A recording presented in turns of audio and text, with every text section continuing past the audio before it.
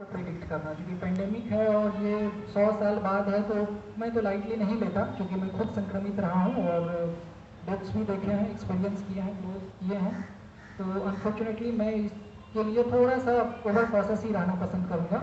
लेकिन हाँ, ये हमें किसी भी तरह से इंस्ट्रक्शंस के लिए नहीं रोकेगा, चाहे हम ऑनलाइन करें या फिजिकली लिमिटेड लोगों के साथ ही करें। आपने पड़ोसी होने की बात कही, सबसे बड़ी बात आप कही कि भाग्यशाली को मिलता है, और ज़रूर हम भाग्यशाली हैं। इसी बारे में आपने पहले भी सुना होगा, किसी विद्वान ने कहा भी है कि you can change anything but you can change your ego.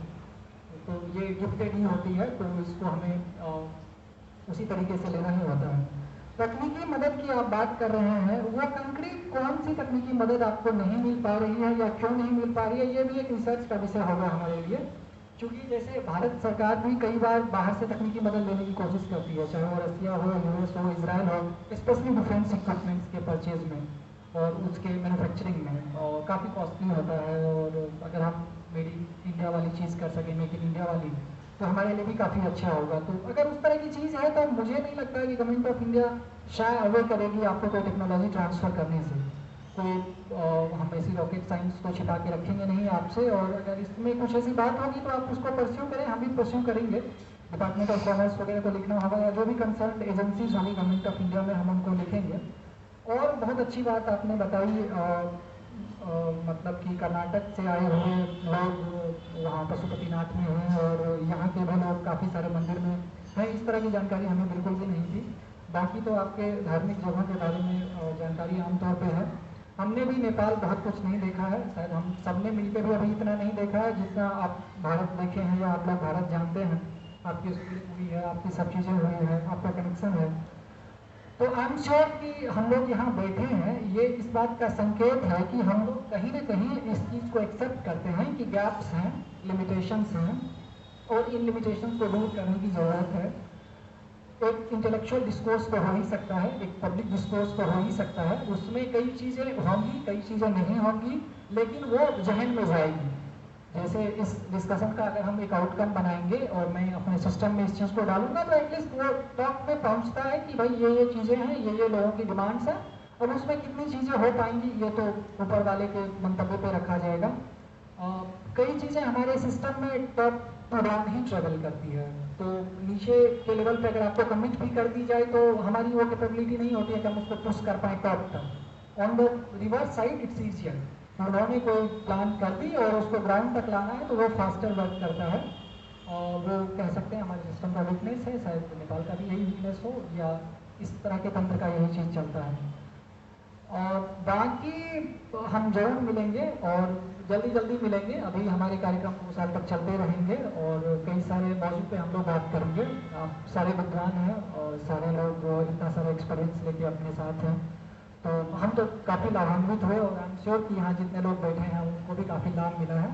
तो हम एक बार फिर से आप सबों का CGI परिवार की तरफ से बहुत बहुत धन्यवाद करते हैं, और आशा करते हैं कि हम जल्दी ही किसी मौके पर मिलेंगे और अच्छा समय हम फिर से गुजारेंगे। धन्यवाद।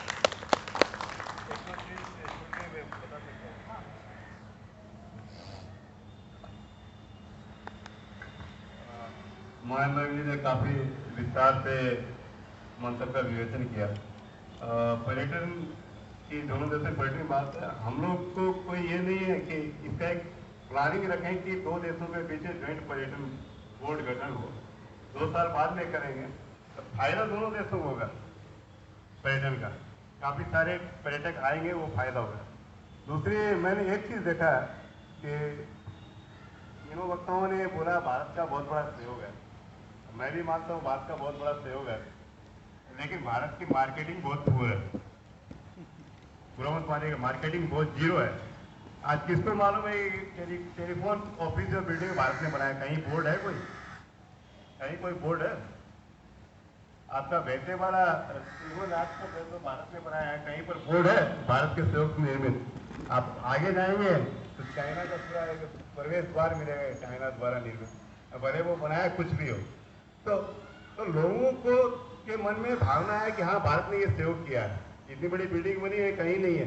तो मार्केटिंग को भी थोड़ा सा मजबूत करना पड़ेगा आप लोगों को। और मित्र सभागृह की बात जो है उसकी फाइल मेरे ख्याल से इतनी मोटी होगी, और मैंने दिल्ली में भी काठमांडू में भी कितना चर्चा नहीं किया। पिछले हफ्ते वहाँ में ईरान से मिला भी था मैं। उन्होंने जब भी मिलता हूँ, मेरे से बहुत नजदीक के हैं, तो जब भी मिलता हूँ चर्चा कर देते हैं। अरे अरे वैसे मेरे जिंदे जिंदे तो बनवा दो, मेरा देखिए प्रोजेक्ट लाए थे बीरगंज के लिए।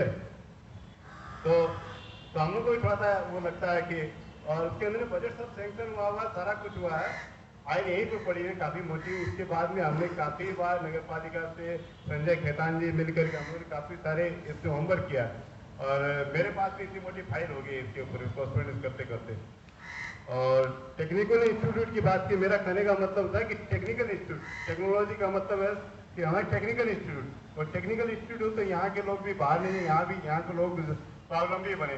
टेक्निकल इंस्टीट्यूट जो इकरा में आप खोल रहे हैं, जो धनगढ़ी में खोल रहे हैं, तो क्या होता है कई बार, तो मुझे नहीं कहना चाहिए, अब किस कौन प्रधानमंत्री किस एरिया का है, वहाँ तो उसको वो प्रोजेक्ट लगाना है, वहाँ उसका रिजल्ट आए या ना आए। तो जहाँ अपना प्रोजेक्ट वहाँ रिजल्ट ओरिएंटेड होना चाहिए। क्यों सर? जहाँ लगाना चाहिए जिसका रिजल्ट ओरिएंटेड हो। उसलिए बीरगंज एक इंडस्ट्रियल हब है सबसे बड़ा, उस हिसाब से मैंने कहा था। धन्यवाद। दो बात अनौपचारिक रूप से हम लोग कह रहे हैं, इनके साथ हम बहुत पुराने जुड़े हुए हैं। उद्योग वाणिज्य संघ से हम करीब करीब 20 साल रहे, अभी भी जुड़े हुए हैं। प्रमुख सलाहकार में या आमंत्रित सदस्य रहे। हम लोगों ने जब 2003 के बाद में जब माइक्रो फाइनेंसिंग की बात यहाँ आई, छोटे छोटे प्रोजेक्ट में पैसा लगा, और ग्राउंड रियलिटी में जब हमने इस पैसे का दुर्दशा देखा, जैसे मैंने गौर की बात की, सर ने सरलाही की बात की, आखिर 2500 करोड़ रुपए तो भारत की डूब गई है वही काम करने का। तो हम लोगों ने यहाँ पर एक बॉन्ड्स बियॉन्ड द बॉर्डर करके कार्यक्रम हुआ था 2 साल, Mahatma Gandhi foundation of education के माध्यम से। उसमें हम लोगों ने 2 प्रोजेक्ट दिया कि आप लोग छोटे छोटे इन्वेस्ट मत कीजिए, एम्बुलेंस दे देना या स्कूल के बिल्डिंग बना देना, और वो बेंगलोर के अनुसार उतना बड़ा तो नहीं, हम लोग यहाँ एक कंप्यूटर हब बना दिए सॉफ्टवेयर इंजीनियरिंग के दृष्टिकोण से। परसा जिला में इंडस्ट्रियल उद्योग है, और सैद्धांतिक रूप से इस चीज़ को मान लिया गया। और दूसरा कि जैसे टेक्निकल चेंजेस में आता क्या है कि टेक्निकल कॉलेजेस जो है बड़े लेवल से technical college, computer engineer specialist बने, या तो टेक्निकल ट्रांसफर एक ये भी आता है कि आप मेरे मैन पावर को मेरे जगह पे ट्रेनिंग दे जो कि मेरे उद्योग के अनुसार वो काम कर रहा है। तो ये 2 चीज़ के लिए हम लोग बहुत पहले से लगे हुए हैं। और जो हमने TRMC के बारे में बात की, अब सर तो भिठौड़ा गए, और भिठौड़ा के कैंपस को धन्यवाद देना चाहेंगे, फॉरेस्ट्री कैंपस के, उन्होंने उस चीज़ को उठाया। हम लोग का ललन सर कैंपस शिफ्ट उस समय, उनको सारी बात जानकारी है, उन्हीं के नेतृत्व में हम लोग 10 बार यहाँ पर आए। हम लोग आपको भी आमंत्रण देते हैं, ऐसी बात नहीं है, अगर आप उनके माध्यम से चलेंगे तो सारे सब कुछ हो जाएगा। वहाँ पर एक मैत्री लाइब्रेरी की बात आई थी, ललन सर जी, नहीं मैंने मैडम ने कहा था कि हम लाइब्रेरी खोलना चाहते हैं, जिसको हम लोग लाइब्रेरी खोलने की बात हुई थी ठाकुराम कॉलेज में, भारत नेपाल मैत्री लाइब्रेरी करके। उसके लिए हम लोग जगह भी दिखाया कि मैडम यहाँ होगा, उन्होंने पसंद भी किया। लेकिन सर ने कहा ना, हम लोग का भी टाइम 2 से 3 साल होता है, सब कुछ बदल जाता है, तो वो भी बदल गया हो। एक चीज़ और उन्होंने बोला था, हम लोगों ने जगह दिया कि आप जगह की प्रॉब्लम नहीं हुआ आपको, हम लोग अप्रोच कराएंगे। तो सर इस तरफ पर थोड़ा सा ध्यान दें, ये मेरा आग्रह है। तो इसे हम लोग तो अब क्या वहीं 40 साल से 37 साल काम करके मैं रिटायर हुआ। 5-7 साल के बाद में लगभग 10-11 साल के बाद ललन सर भी रिटायर होंगे, उसका सर भी रिटायर होंगे, लेकिन उस संस्था का हम लोग नमक खाया है। जो मैं हूँ बीरगंज में, जो मेरी पहचान है, उसी के बदौलत है। तो स्वाभाविक रूप से अलग हटने के बाद भी उसके बारे में विचार करना, इन लोगों ने भी बहुत विचार किया, लेकिन पता नहीं कहाँ हम लोग असफल हो जाते हैं। इसीलिए मैंने सर से प्रोजेक्ट सिलेक्शन की बात, आपने अनुभव किया होगा, मैंने जो उठाया, आपने अपने आप बोला कि 2500 करोड़ रुपए की कोई वैल्यू होती है, मामूली रकम नहीं है। इससे तो यहाँ टेक्निकल कॉलेज भी बन जाता और कंप्यूटर हब भी बन जाता। तो इसका तरफ ध्यान दें, मेरा आग्रह होगा वीरगंज वासी की तरफ से, और एक पढ़े लिखे विद्यार्थी के हैसियत हम लोग इकोनॉमिक्स पढ़े हैं तो थोड़ा इस सब पर ज़्यादा नज़र रहता है। और मेरी सारी स्टडी इंडिया में हुई, एलएस कॉलेज मुजफ्फरपुर से बैचलर्स वहाँ से किया, तो स्वाभाविक रूप से वहाँ के बारे में ज़्यादा जानकारी है। दूसरी उन्होंने पर्यटन बोर्ड की बात की, सर से एक मैं अनुभव शेयर करना चाहता हूँ। एक बार मैं मैसूर गया, कितना ज़रूरत है प्रचार की, मार्केटिंग की। मैसूर में कुछ लोग हमसे मिले, मैसूर के राजभवन देखने गया है तो विदेशी लोग को डॉलर में पे करना पड़ता था। एक आदमी को मिला, देखो भाई तो नेपाल से आए हैं, वहाँ के टीचर हैं कॉलेज के, आई कार्ड के। उन्होंने क्या थाने से आप बात की थी, आप लोग को फ्री कर देंगे। वहाँ के जो काउंसलर या थे वहाँ गए तो वहीं पर कुछ लोग मिले तो बोले कि आप पशुपतिनाथ के देश हैं पृथ्वी में, वहाँ जाने के लिए पासपोर्ट लगता है क्या? अभी नहीं, ऐसे कौन कर दिया है? मतलब इतना हम लोग के बारे में अविश्वास है, इतना हम लोग के बारे में गैर जानकारी है। अगर जैसे उन्हें वैध सर ने कहा वैसे तो अगर ज्वाइंट फ्रंट बनता है तो हम उधर के बारे में एजुकेट करेंगे यहाँ की जनता को, और यहाँ के बारे में वहाँ की जनता को यूज करेंगे। और हम दुनिया का जो पर्यटक खोजते फिरते हैं, भारत के 10% पर्यटक नेपाल में आ जाएगा तो रखने का जगह नहीं। सम्माननीय प्रधानमंत्री मोदी जी के लवन सर ने मुक्तिनाथ की तो बात की, जनकपुर को छोड़ दिया। उनके आने के बाद में और योगी जी की यात्रा के बाद में जनकपुर में जाके देखिए तो कितने सारे होटल उतर गए पर्यटन के पास। तो इस प्रकार के एक्सचेंज की जरूरत है। तो एक माध्यम चाहिए, और माध्यम अगर कॉन्सुलेट ऑफिस होती है, हम लोग के लिए यही जगह है ना आपसे बात करने के लिए, मैं इंडिया से बात करने की, हम लोग के लिए तो वैधानिक जगह यही है ना। इसीलिए एक आग्रह है पर आप जरूर विचार करेंगे। ये मीटिंग के बाद मैंने औपचारिक विचार रखना है। धन्यवाद। लाइब्रेरी की जो बात बोली ना, आपको जानकारी बता दूँ, वीरगंज चैम्बर ऑफ कॉमर्स में ये सब आप सुने थे पहले, केवी राजन साहब राजपूत थे, वो आए थे, उन्होंने एक लाइब्रेरी का उद्घाटन किया था। वहीं से नेपाल भारत सहयोग मंच का शुरुआत हुआ था वहीं से, और काफ़ी सारी पुस्तकें भी वहीं पड़ी है। बीच में मेरे कार्यकाल से पहले किसी भी काल से लाइब्रेरी बंद हो गई, फिर हमने उसको वापस चालू किया था, और हमने एक नेपाल भारत बुक फेयर भी किया था, दोनों देशों के बीच बुक फेयर भी किया था, कई सारे कार्यक्रम। और मान जो बोल रहे हैं मुक्तिनाथ की, तो किसी को मालूम नहीं, बहुत लोगों को, तमिलनाडु सरकार अगर कोई मुक्तिनाथ जाता है तो उसको 30,000 रुपये का इंसेंटिव देती है, 30,000 रुपये का इंसेंटिव देती है। धन्यवाद।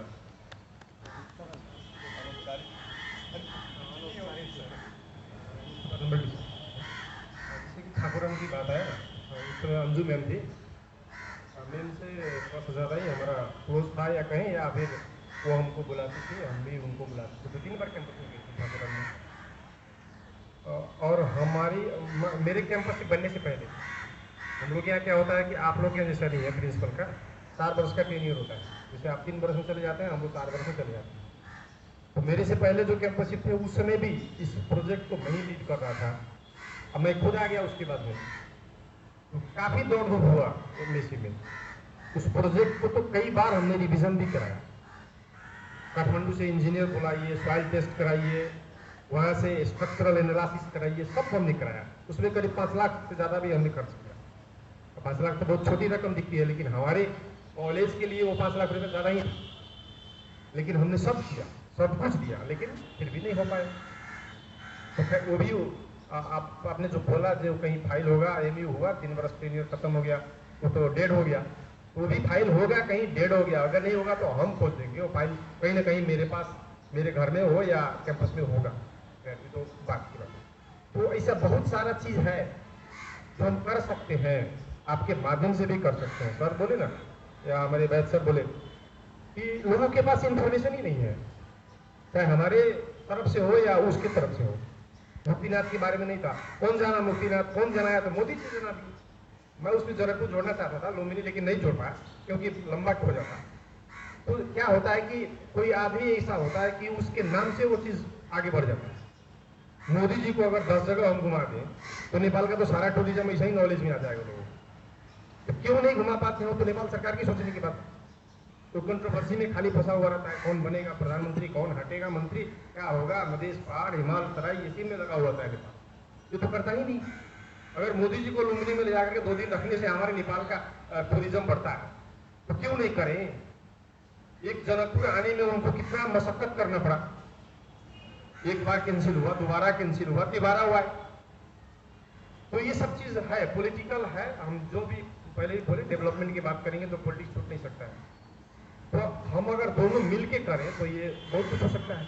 और टूरिज्म में तो सबसे ज्यादा नेपाल का फायदा होगा कि हम तो छोटे हैं, 3 करोड़ हैं, आप तो 130 करोड़ है। मोदी जी हमेशा बोलते हैं 130 करोड़। 1% लोग अगर भारत से नेपाल आ जाए तो हमारा तो कायाकल्प हो जाएगा, हम तो बहुत आगे निकल जाएंगे। 10% की सर बात की, अब तो कभी 1%। 7 करोड़ लोग अगर एक साल नेपाल में विजिट करें तो नेपाल का तो क्या हो जाएगा। और दूसरा भी एक चीज देखा गया है, ये हमारे नेपाल के रिसर्च में, जो गोरी चमड़ी को हम लोग नेपाल में जो टूरिज्म या टूरिस्ट समझते हैं ना, हम तो बड़ा हमसे झगड़ा हो जाता है। काठमांडू में जाते हैं, 7 लोग बैठते हैं, वो तो उसका तो पर डे जो एक्सपेंडिचर है ना बहुत लो है, वो नहीं खर्च कर पाता है।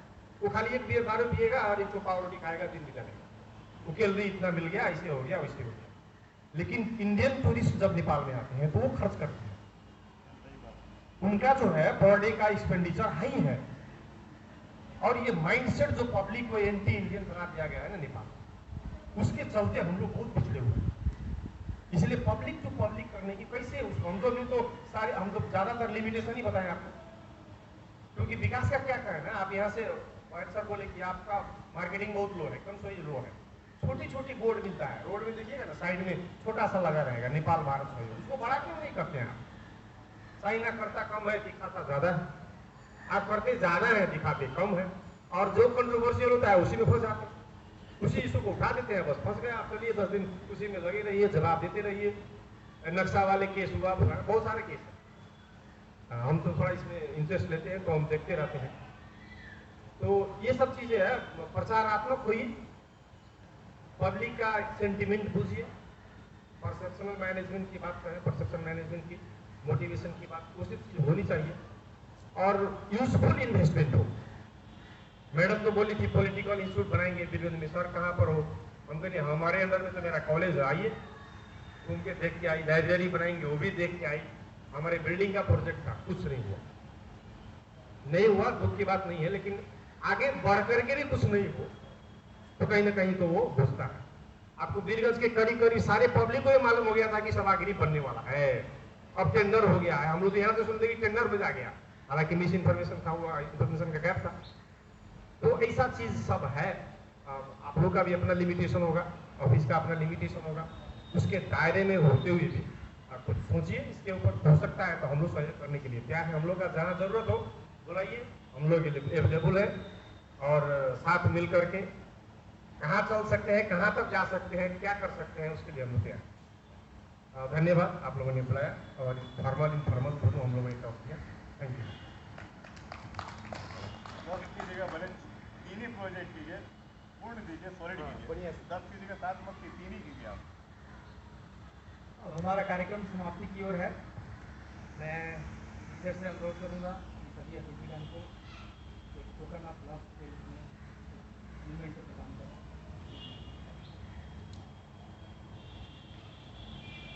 कुछ रखाएँ हैं हमारे जैसे आपसे बात होगी।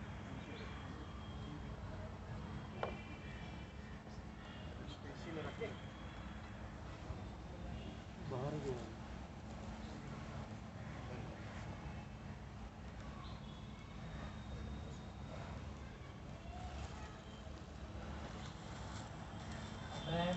ICS council PCS Shri Shailendra Kumar ji से अनुरोध करूँगा वोट ऑफ थैंक्स व्यक्त करें।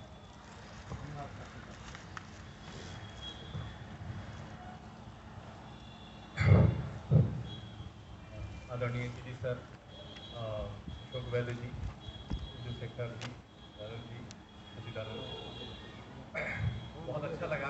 आज हम लोग बहुत दिनों के बाद, मुझे लगता है कि शायद साल ही हो गए होंगे कि इतना फ्री एंड फ्रैंक डिस्कशन हुआ इस हमारे CGI के प्रांगण में। और मैं तो बड़ा मंत्रमुग्ध होकर सारे श्रोतागण को सुन रहा था, क्योंकि वो आवाज़ जो आ रही थी वो कहीं ना कहीं हमारे दिल को छूती हुई जा रही थी। कि लग रहा था कि ये जो आवाज़ है ये अंदर से ही आ रही है।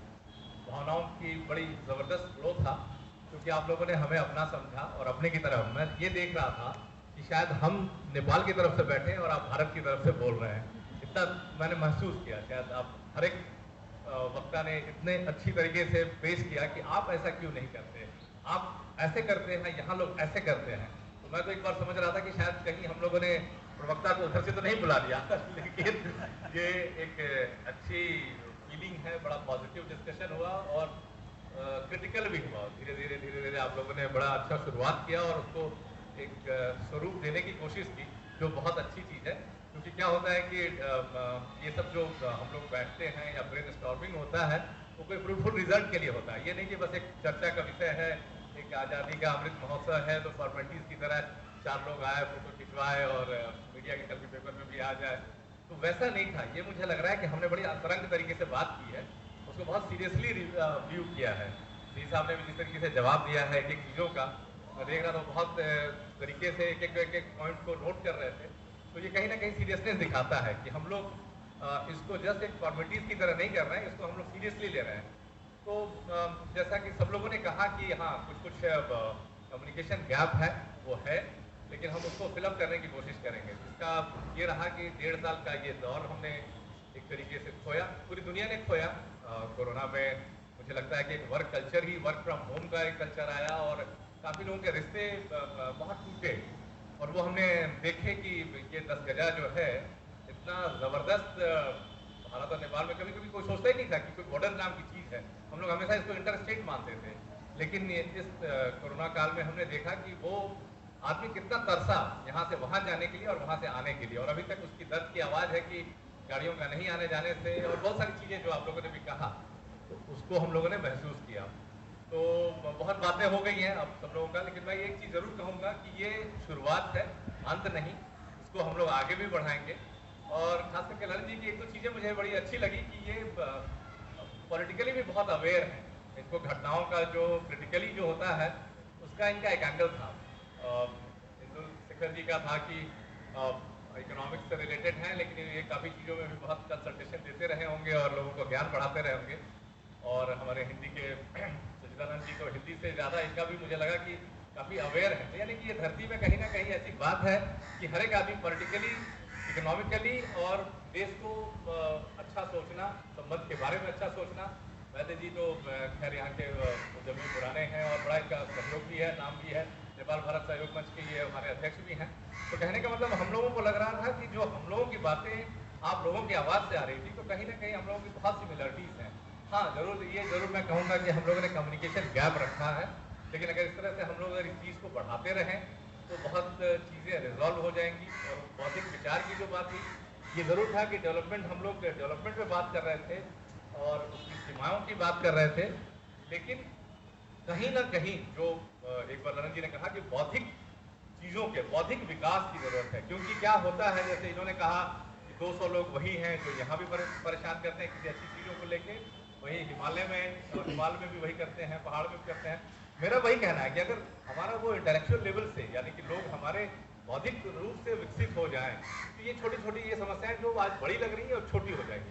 जहाँ तक नरेंद्र जी ने एक बार कहा कि राजनीति, तो वो एंटी इंडिया सेंटिमेंट्स वाली बात है, तो उसका बहुत लंबा खेल नहीं होगा। मैं बराबर कहता हूँ, लोग रोटी बेटी की बात करते हैं, कहते हैं हमने कहा कि हमारा जो संबंध है वो आज का नहीं है। और किसी भी ये जो नाम लिया आपने, बाबू राम ले लिया, किसी भी पॉलिटिकल, मैं नहीं लेना चाहता हूँ किसी का नाम, लेकिन मैं कहता हूँ कि पॉलिटिकल जो सोच है वो पॉलिटिकल रोटी सेकने की होती है। वो यहाँ भी होता है, वो वहाँ भी होता है, लेकिन संबंधों को, खास करके जब दो देशों के संबंधों की बात होती है तो उसको बड़े तरीके से, हम लोगों के डिप्लोमेटिक लैंग्वेज में कहा जाता है कि बहुत टॉलरेंस के साथ बात करनी चाहिए।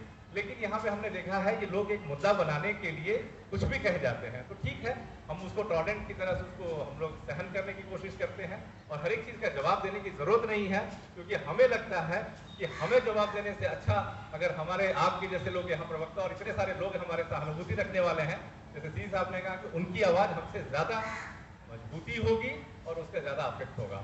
तो मैं अब इसी चीज़ों को ये समझता हुआ कि आप हमारे लिए हमारी आवाज़ हैं और हम इस आवाज को हमेशा आगे बढ़ाएंगे और इसका हमें आप लोगों से सहयोग मिलता रहेगा और इस चीज़ को हम लोग और बढ़ाएंगे। कोरोना की वजह से थोड़े से हम लोगों ने लिमिटेशंस की हैं, लेकिन अब धीरे धीरे जैसे हमारा ये आज़ादी का अमृत महोत्सव बढ़ता जाएगा तो हमें लगता है कि कारवां भी बढ़ती जाएंगी, लोग भी बढ़ते जाएंगे और हमें लगता है कि हम जिस चीज़ की बात कर रहे हैं भले हम दीवार ना बना पाए लेकिन दिल के दीवार को जरूर पाटेंगे, ऐसी मेरी शुभकामनाएं हैं आप लोगों के लिए। बहुत बहुत आभारी, बहुत बहुत धन्यवाद। पीजीआई आज बहुत अनुग्रहित है आप लोगों का, इतना अच्छा आप लोगों ने समझ लिया। थैंक यू वेरी मच, धन्यवाद, बहुत बहुत धन्यवाद। हाँ, अभी हमारे बीच में